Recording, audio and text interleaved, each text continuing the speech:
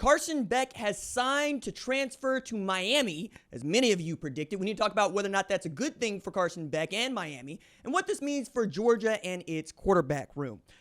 What's up, kinfolk? It's RJ Young. I am not on a step mill. If this is your first time watching the #1 college football show, welcome. Please hit the subscribe button. Join our 128,000 community members. And hey, dog, get into the comments. Let me know.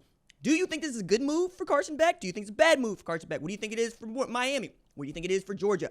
And ring the bell, right? So you don't miss any of the segments that we upload here, because I'm pretty regular about sitting down in front of this thing and really dispensing what I think is good analysis, good opinion about this sport that we love called college football, and help us get to 129,000 subscribers. All right, so Carson Beck decides that he is going to go to Miami not 24 hours after he had entered the transfer portal.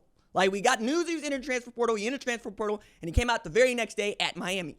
Many of y'all in the comments were already way ahead on this, because y'all be on that Wags beat like you read about, for the uninitiated, wives and girlfriends. I don't do that. I can't do that. Y'all on that Wags beat with Travis Hunter and his woman, and y'all really need to stop that, because I don't like meddling with anybody else's relationships, mostly because there is coming a time when it don't always go that way. And then it gets messy out in public. I don't like it being messy out in public. Hell, I don't like it being messy in private. But that's getting into my own stuff that's been going on for the last 6 months. But, hey, I hope that it works out for him. I want it to work out for him. I want him to be with his queen. And I want her to have a king. And I don't want it to go well in Miami. That said, dog, Carson Beck is taking a lot of heat the last year. I've even given him some, because he he doubled his interceptions from last year, even threw more touchdowns, but he threw for fewer yards. Now, some of this is he didn't finish the SEC championship game, and he didn't play in the bowl game, right, for the Sugar Bowl. That said, the Carson Beck that we saw in 2023 was not the Carson Beck we saw in 2024. Hopefully, Shannon Dawson can do something about finding that guy. And I think it's going to go a long way. I really do, because I think one of the things that Miami is going to do for Carson Beck, that Georgia didn't do for Carson Beck, is give him some friggin' receivers. Put it this way.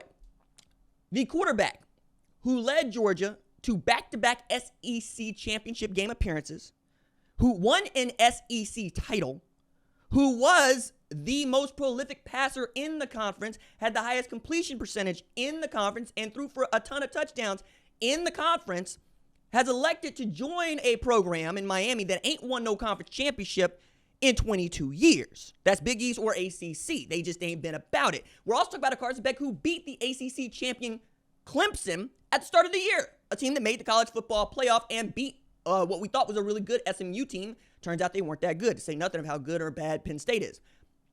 I'm saying this to say, what would happen if we stopped worrying about the quarterback room at Georgia and we started worrying about the wide receiver room at Georgia? Because quiet as it is kept, quarterback ain't never been a problem at Georgia. For a very long time, it hasn't been a problem. DJ Shockley, to Matt Stafford, to, my God, even Aaron Murray, to Jake Fromm, right? We keep going here. To Stetson friggin' Bennett, who walked on. They've had dudes, and we've always wanted to see the next dude behind them because, well, the next dude's always better. Justin Fields had to leave Georgia to go to Ohio State to get a shot to play, and he led that team to a national championship game appearance, right? Same thing Jake Fromm did at Georgia. Also, Carson Beck waiting his turn, waiting for Stetson Bennett to really run out his eligibility so that he can get into the Lambeau and make it do what it do, baby. Now, aside from injuring his arm, and I feel bad for Carson because that's his Snapchat arm. That's the one he be sending all the pictures with, putting them captions on and whatnot. That's bad news for him. He's gonna have to learn how to be ambidextrous or something. But he's going through the rehab, so he's gonna have to prove that he can play, right? But I think you're not signing him if you don't think you have a great rehab program for him, one in which is going to take advantage of his prodigious talent to read the field and make it happen. I think that's one of the things that Shannon Dawson really loved about Cam Ward is from the day one, he understood the offense and he understood the defense. And the great way of illustrating this example is their first 11-on-11 practice that they had, Shannon sent in a run play, and Cam Ward audibled out of it into 4 verticals and then threw a seam pass for a 62-yard touchdown. And then Shannon was like, oh, I have one. I have a guy who can fix it on the fly. I think Carson Beck can do that. You just got to give him an offense capable of doing that. they're fine at Georgia. Gunnar Stockton's going to be the guy, and if it ain't Mike Bobo, it might be Buster Faulkner. Either way, Mike Bobo is going to be your quarterback coach and or your coordinator, and Gunnar Stockton's going to stay. Ryan Puglisi, probably more talented, but we don't know. We don't know. Gunnar Stockton's plenty talented, breaking all the records that were held by other people, from Jahmyr Gibbs to Deshaun Watson to Trevor Lawrence in Georgia. He's just been that dude, right? Then behind him, you got Ryan Montgomery. They're fine. What they ain't got is a 1,000-yard receiver. Now, I'm not being facetious when I say this. Georgia has had exactly one 1,000-yard receiver in a single season ever. Ever. Let me say that again. Ever. Not Hines Ward, not George Pickens, not A.J. Green, not Brock Bowers. None of them are 1,000-yard receivers in a single season. That should be ridiculous. And if we are wondering why it feels like Georgia is coming up short in ways that Alabama did not in the Nick Saban era, do you remember the wide receivers that Nick Saban had at Alabama just in the last 5 years? I mean, we can take it, take it back the last 10. Let's be very clear about this. Henry Ruggs, cautionary tale, hell of a football player. Jerry Jeudy, Jalen Waddle, Devontae Smith. My God, guys. Jamison Williams, who transferred from Ohio State because he was number 3 on the depth chart and went to number 1 in the Biletnikoff Award finalist. Like, if Kirby and Georgia wanted to throw the ball all over the yard, the least you can do is get you some receivers that can make some catches. Like, I understand some people feel that Arian Smith and Dylan Bell are fine and that Oscar Delp is fine. I'm telling you this, man. If you got an offense like the one that they have, and you plan to win championships at the rate that they plan to win championships after winning 2 in a row, how is it that your wide receiver depth is so bad? And how is it that we never hear about a Georgia wide receiver being a first-round pick outside of George friggin' Pickens, period? Like, Brock Bowers is one thing. Brock Bowers is a tight end. Brock Bowers is also a mutant, you know? I mean, they grew that dude in Napa, and he ended up at Georgia during the COVID year because people were slow on the recruitment process of what is, one of the uncanny X-Men out there.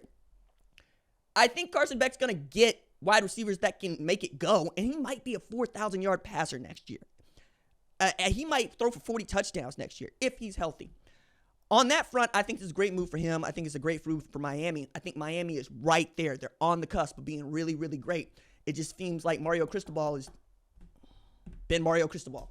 You know, the way that we've been going after James Franklin, who, by the way, it's wild, but we got to say this. Like, James Franklin's 1-18 against top 5 opponents. You know who had a poorer record? Frank Beamer at Virginia Tech. But you know what? It's really about 2 or 3 teams, right? It is Virginia Tech having to play against those Miami teams and those Florida State teams. You're not going to win as many of those as you think, even if you got Mike and Marcus and Terod. Like, it's just not going that way, right? You're relying on Bud to try to get that defense to go do what it do, and then you're playing Beamer ball.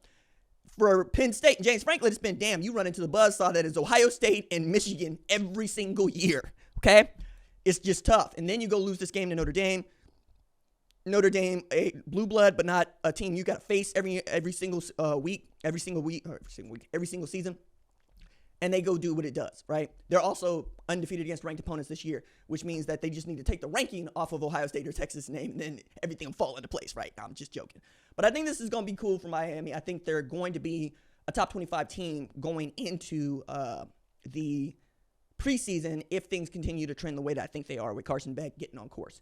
But I did want to talk about this just for a little bit and think that it is a good thing for Miami and that you should stop taking a look at the quarterback room at Georgia and take a look at the wide receiver room and ask some really hard questions about what the hell it is that they're doing over there and why they aren't grooming the next great group of wide receivers in the SEC.